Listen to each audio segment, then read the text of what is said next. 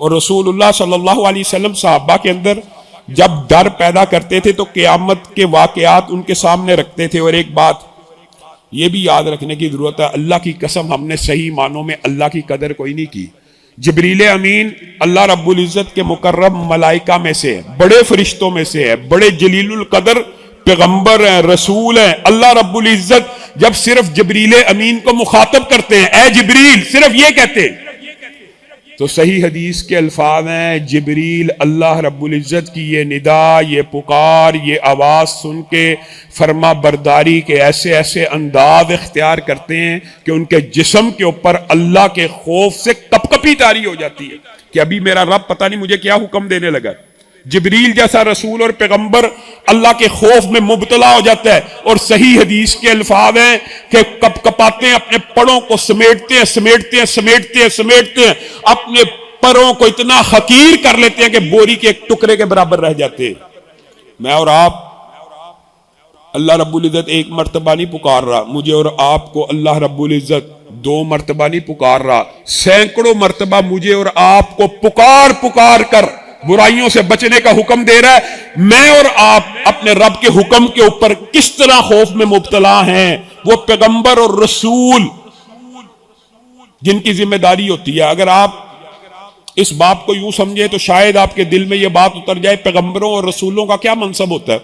وہ لوگوں کی ہدایت کے لیے آتے ہیں نا، کہ لوگوں کو جنت میں لے کے جانا ہے، لوگوں کو جنت کا راستہ دکھانا ہے، لوگوں کو اللہ سے ملاقات کروانی ہے. لیکن وہ سارے پیغمبر، صحیح روایات حدیث کے اندر موجود ہے، کل قیامت کے دن جب رب ذوالجلال کے سامنے کھڑے ہوں گے، پیش ہوں گے، تو اللہ کے خوف سے ایسے ڈر رہے ہوں گے، کسی پیغمبر کو کلام کرنے کی جرت نہیں ہوگی. پیغمبر کو، رسول کو جس کے ساتھ اللہ تعالیٰ وحی کے ذریعے مخاطب ہوتا رہا. آدم بھی نہیں بول سکیں گے، ابراہیم بھی نہیں بول سکیں گے. یہ اعزاز بھی رسول اللہ صلی اللہ علیہ وسلم کو حاصل ہوگا کہ پوری انسانیت کی سفارش کے اوپر رسول اللہ یہ ہمت کریں گے اور اللہ کی حمد سے اور اللہ کی تسبیح سے بات شروع کریں گے.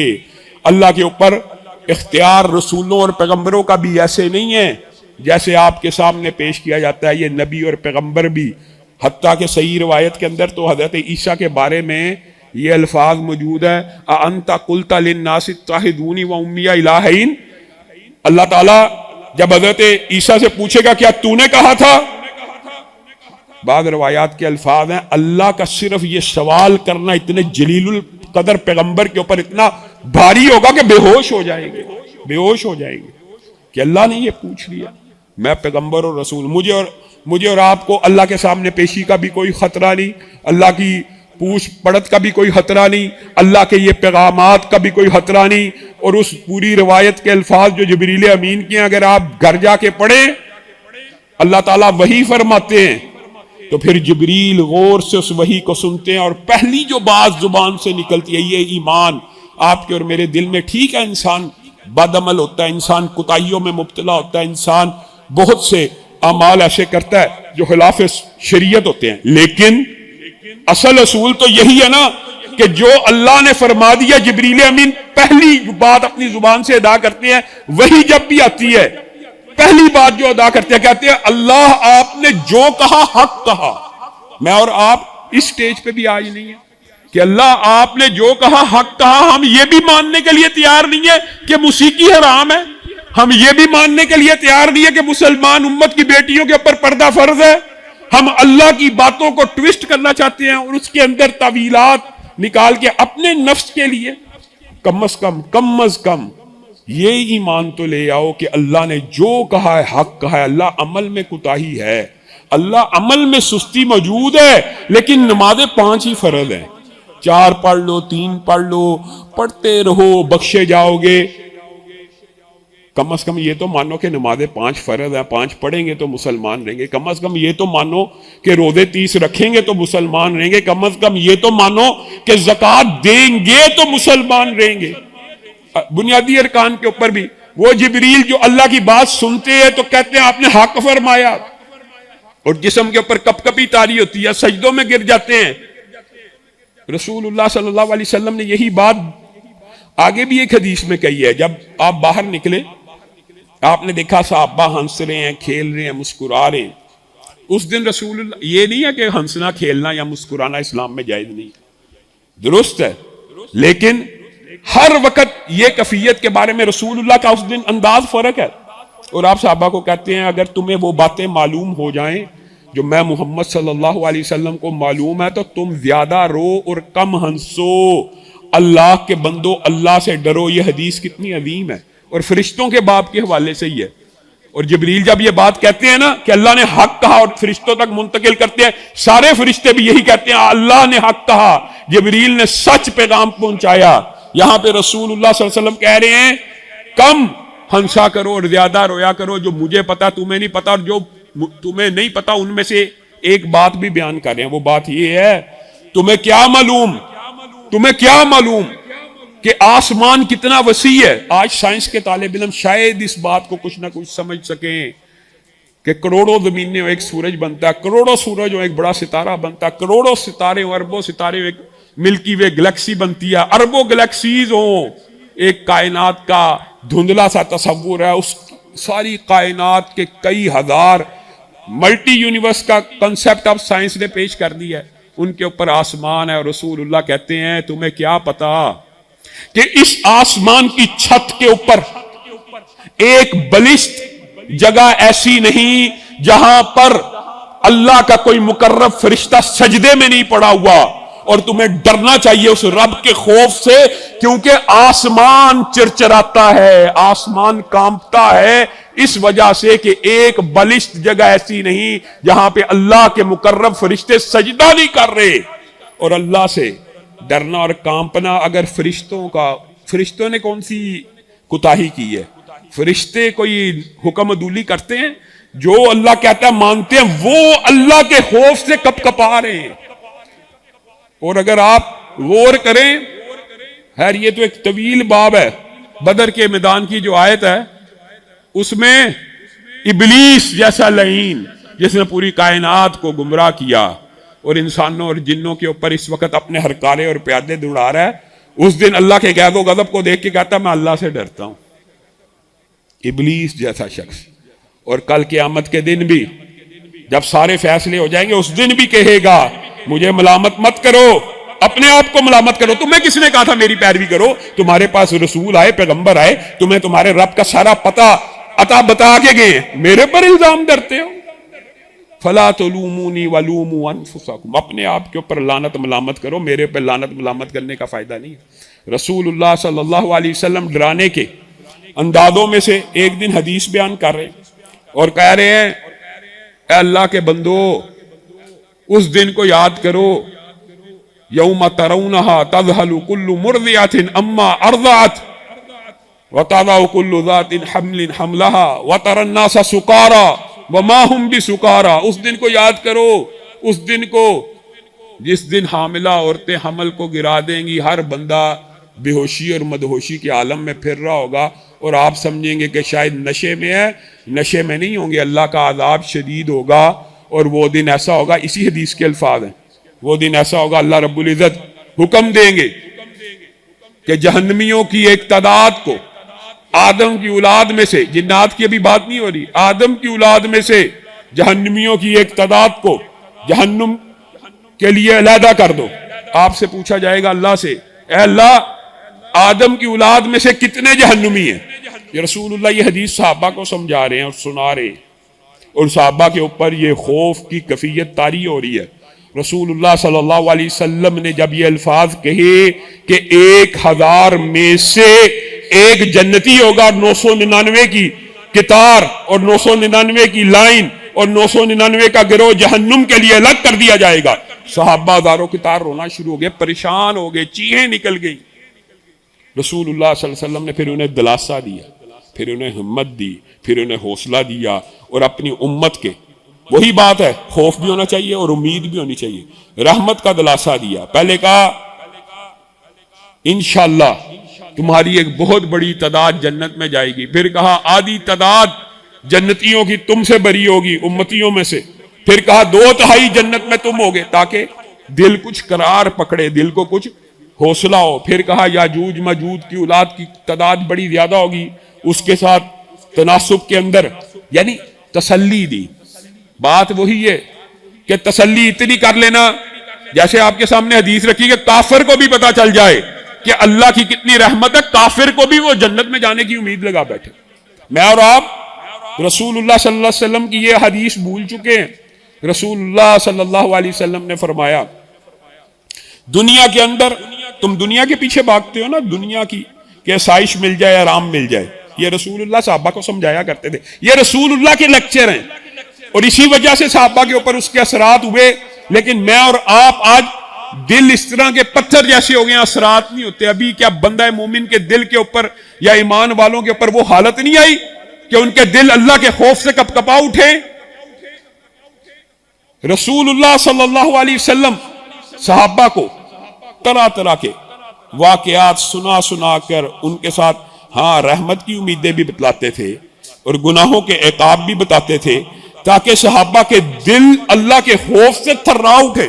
اور اللہ کا خوف اگر کسی دل میں آ جائے تو میں کہتا ہوں انسان صرف ایک ہی چیز ہے، اگر انسان خوف خدا میں مبتلا ہو جائے اور انسان یہ سوچتا رہے کہ میرا ایک پالنے والا رب ہے جو میری کسی بھی وقت گرفت کر سکتا ہے، تو انسان یقیناً کامیاب ہو جاتا ہے۔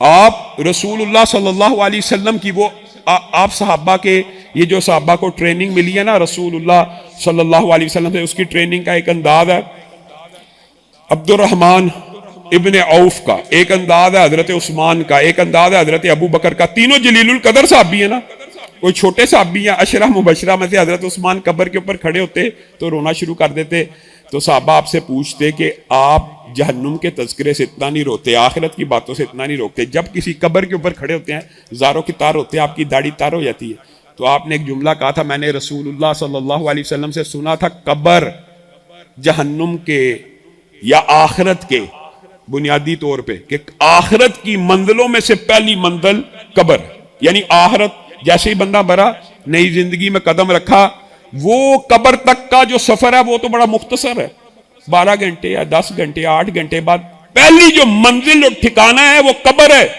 حضرت عثمان نے فرمایا، رسول اللہ نے مجھے ایک جملہ کہا تھا کہ جس کا یہ ٹھکانہ پہلی منزل درست ہوگی اس کے لیے آسانیاں ہی آسانیاں ہیں، اور جو یہاں پہ پھنس گیا پھر اس کے نکلنے کا امکان بہت کم ہے۔ اللہ رب العزت مجھے اور آپ کو یہ ٹھکانہ بہتر کرنے کی توفیق عنایت فرمائے۔ اور حضرت عبد الرحمن ابن عوف کے پاس جب کھانا لایا گیا اور جب اللہ تعالیٰ نے دولت وافر دے دی اور جب کپڑے آئے تو رونا شروع ہو گئی اور کہنے لگے، یہ کسر نفسی بھی ہے، کہنے لگے بے شک مصعب بن عمیر مجھ سے بہت اعلیٰ تھا، لیکن جس دن ہم نے اس کو دفنایا تھا اس کے پاس کفن کی چادر نہیں تھی۔ اور پھر کہنے لگے، اللہ کی قسم رسول اللہ کا چچا حمزہ بڑا اعلیٰ تھا، لیکن جس دن ہم نے اس کو دفنایا اس کے پاس بھی کفن کی چادریں موجود نہیں تھی۔ اے اللہ، تو نے مجھے اتنا مال دے دیا، تو نے مجھے اتنی روزی دے دی، اور اس بات پہ رو رہے ہیں، سامنے روزی پڑی بھی ہے، شکر بھی ادا کرنا چاہیے، لیکن کیا میری اور آپ کی کفیت کبھی افطار کے ٹیبل کے اوپر سجے سمرے کھانوں کو دیکھ کے یہ کفیات ہوئی ہیں جو صحابہ کی ہوئی؟ عبد الرحمن ابن عوف ان کھانوں کو، ان آرائش و ذبائش کو دیکھ کے رو رہے ہیں کہ میرے سے بڑے افضل انسان میرے۔ اور یہ رسول اللہ صلی اللہ علیہ وسلم کی ٹریننگ کا ایک انداز یہ بھی تھا، اصحاب صوفہ کے پاس جایا کرتے تھے اور جا کے کہا کرتے تھے، جو چیز تمہارے پاس نہیں اس کے اوپر غم نہ کرنا، اس کے اوپر افسوس نہ کرنا، میں تمہیں خوشخبری سناتا ہوں، تم آج جس کفیت میں ہو تم روم کو اور ایران کو فتح کر لو گے، خزانے تمہارے قدموں میں آئیں گے۔ رسول اللہ صلی اللہ علیہ وسلم صحابہ کی جس انداز میں ٹریننگ کرنا چاہتے تھے، اگر آج امت کی وہ ٹریننگ ہو جائے کہ میں اور آپ اپنے رب سے ویسے ڈرنا شروع کریں۔ اچھا، اللہ کہہ رہا ہے کہ نافرمانوں کے لیے عذاب ہے، لیکن اللہ تعالیٰ نے عذاب علیم کا ذکر کیا ہے۔ المناک عذاب اور عذاب علیم میں ایک فرق ہے، علیم مبالغہ ہے، ایسا عذاب کہ جس کی ہولناکی اور دردناکی کا تم اندازہ نہیں کر سکتے۔ اللہ کہہ رہا ہے کہ عذاب شدید ہے، اللہ کہہ رہا ہے عذاب علیم ہے، اور میں اور آپ غافل بنے رہیں اور بس اللہ کی رحمت کی امید لگائے بیٹھے رہیں اور سمجھی جائیں جو جی چاہے بد عملی کر لیں کہ جنت میں داخل ہو جائیں گے۔ یہ نہیں ہے۔ رسول اللہ صلی اللہ علیہ وسلم نے جو بات میں کہہ رہا تھا آپ کے اور میری ٹریننگ کے لیے ایک حدیث بیان کی ہے، اگر اس زمین کی پشت کے اوپر سب سے زیادہ آسائش میں رہنے والا شخص، میں اور آپ چاہتے ہیں سب سے زیادہ آسائش میں ہو، اور یہ خواہش رکھنا بری بات نہیں ہے، حلال رستے سے دنیا کی آسائش حاصل کرنا کوئی گناہ کی بات نہیں ہے۔ رسول اللہ نے لیکن ایک آپ کو سمجھایا ہے، درس دیا، وہ کیا کہ اس زمین کی پشت کے اوپر سب سے زیادہ آسائش جس شخص نے کاٹی ہوگی، اب آپ اندازہ لگائیے کیا وہ اس دور کا شخص ہے؟ رسول اللہ کی اس حدیث کا ترجمہ پتہ کیا ہے کہ آدم کی اولاد میں سے، اب دیکھیں یہ کتنے ہزاروں برس کی، آدم سے لے کے نوح تک کا تو عرصہ ہی معلوم نہیں ہے، تاریخ سے غائب ہے، پتہ نہیں کتنے ہزار سال ہے، اور نوح سے لے کے اب تک کا 7-8 ہزار سال کا جو سفر ہے، ان سارے اسفار میں اور آگے پتہ نہیں کتنا عرصہ باقی ہے۔ یہ ہزاروں برس کی دنیا میں ایک شخص ایسا بھی ہوگا جس نے دنیا میں سب سے زیادہ پرتعیش زندگی گزاری ہوگی، مطلب روزی روٹی کا کوئی فقدان نہیں، مال و دولت کا کوئی فقدان نہیں، محلات کا کوئی فقدان نہیں، گاڑی بینک بیلنس کا کوئی فقدان نہیں، ہر چیز دنیا کی نعمت موجود ہے۔ سمجھانے کے لیے کاش یہ بات ہمارے دل میں اتر جائے جیسے صحابہ کے دلوں میں اتری۔ رسول اللہ نے کہا اس شخص کو ایک لمحے کے لیے، اور یہاں مراد جب تکثیر اور تخفیف ہوتی ہے اس سے مراد ہوتا ہے ایک لمحے کا بھی 1000واں حصہ، ایک لمحے کے لیے اگر جہنم میں سے ایسے غوطہ لگا کے نکلوایا جائے گا، یعنی ایک سیکنڈ کے 1000ویں حصے سے بس یہاں سے گزرا ہے، جہنم سے ایسے بس گزرا ہے، وہ شخص جو پوری زندگی پرتعیش اور دنیا میں سب سے بہترین اور آسائش والی زندگی گزارتا رہا، ایک لمحے کے بعد اس سے پوچھا جائے گا بتا کیسی زندگی گزاری، وہ کہے گا اللہ کی قسم، اللہ کی قسم یہ جو ایک لمحہ گزرا ہے ایسا محسوس ہوتا ہے زندگی میں کبھی کوئی سکون تھا ہی نہیں۔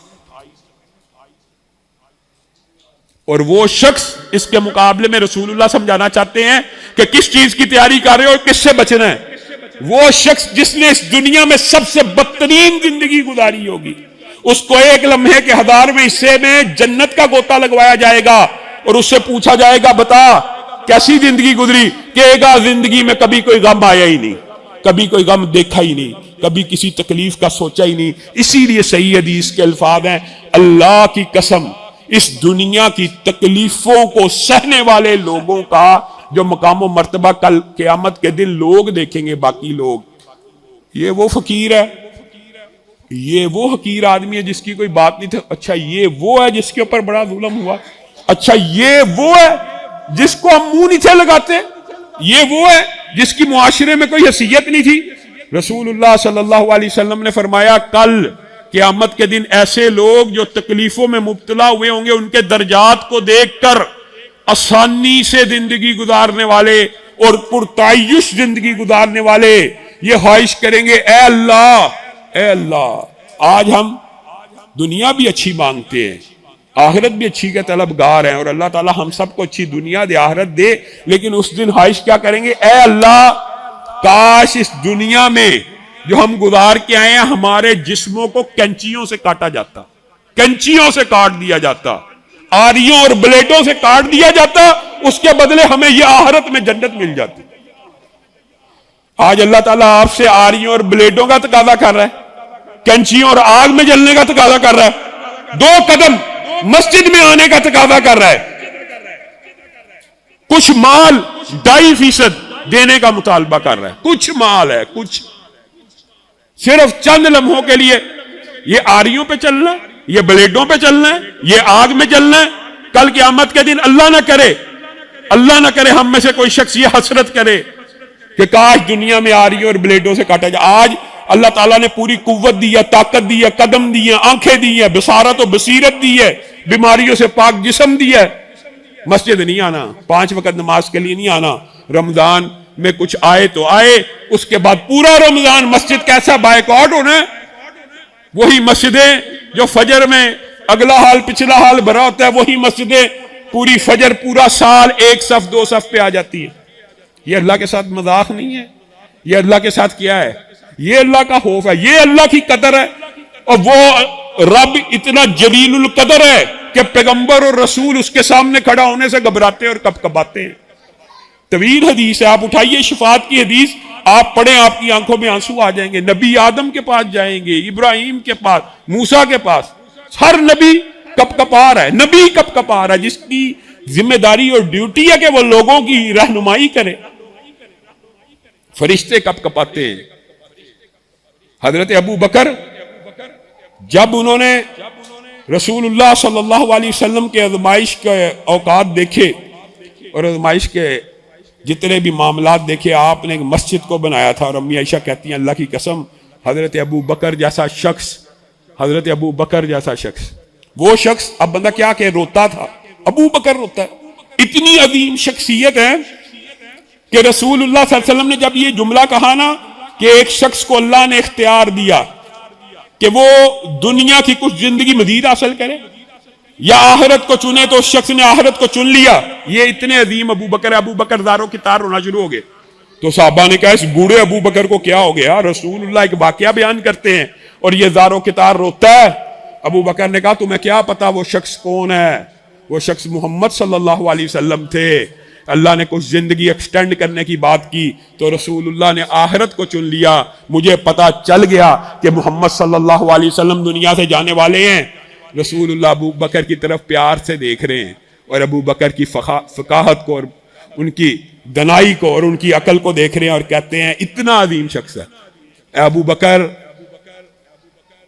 اللہ کو میں نے خلیل بنا لیا اور اللہ نے مجھے خلیل بنا لیا۔ اللہ کی قسم اگر مجھے اختیار ہوتا میں دنیا میں کسی کو خلیل بناتا تو ابو بکر تجھے بناتا۔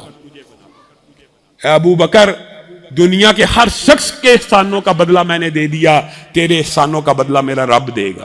اتنا عظیم ابو بکر جب وہ مسجد کے سجدے میں پڑتا، امی عائشہ کہتی ہیں اس طرح رویا کرتے تھے کہ ساری کی ساری زمین تر ہو جایا کرتی۔ میں اور آپ، ہم نے اللہ تعالیٰ کی نہ قدر کی، نہ اللہ تعالیٰ کے وقار کا احساس کیا، اللہ تعالیٰ کے ان احکامات کا احساس نہیں کیا۔ رمضان آ گیا ہے، کبھی سوچا کہ ہم نے قرآن میں سے کتنا پڑھ لیا ترجمے کے ساتھ؟ کبھی سوچا ہم نے بخاری شریف کتنی پڑھ لی ہے؟ انشاءاللہ اسی حوالے سے اپنی گزارشات کو جاری رکھیں گے۔ سبحان ربک رب العزت عما یصفون وسلام علی المرسلین والحمد للہ رب۔ علامہ ہشام الہی ظہیر آفیشیل چینل کو سبسکرائب کر لیں۔